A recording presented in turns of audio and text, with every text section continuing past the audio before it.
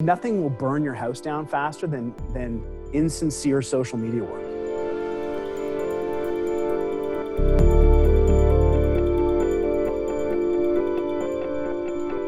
We're trying to connect and create a community.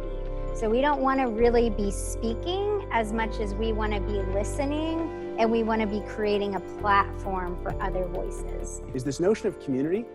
Before you enter into any sort of social media campaign, I mean, you have to be aware of two things. One is what your goal is and what you're laser focused on. And two is that you have to be absolutely transparent. Mm-hmm. And there's nothing will burn your house down faster than insincere social media work.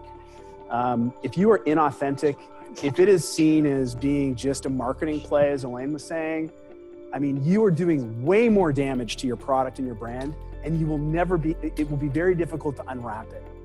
I did want to talk about probably the most critical issue of all, of course, which is COVID. And I would like to know from all the panelists, how is COVID affecting your business, your commercialization strategies? Doug, you can start. It did provide a talking point for us to sort of say, hey, listen, here's our product. We like to keep the scope in the body. You're not moving things around as much. You know, is that interesting? And in the case of, you know, a very large hospital chain on the West Coast who we're doing work with, that was a come on in please now moment. So, you know, we're starting to try to figure out this brand new, what's the new normal? Is this what we call it at Smith & Nephew? And I can't say that we figured it all out yet, but there's some areas that we're focusing on. You know, virtual meetings, virtual sales calls, right? This is an area that, you know, is worth some time and effort to come up and focus or develop a set of focused strategies to help make that kind of the sales process seamless and effective.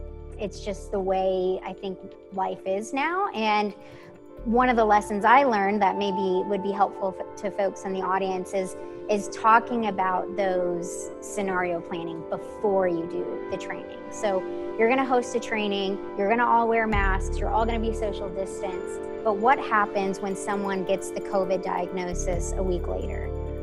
What's the communication plan? Who's going to get tested? Are you going to cancel all the trainings? What's the plan?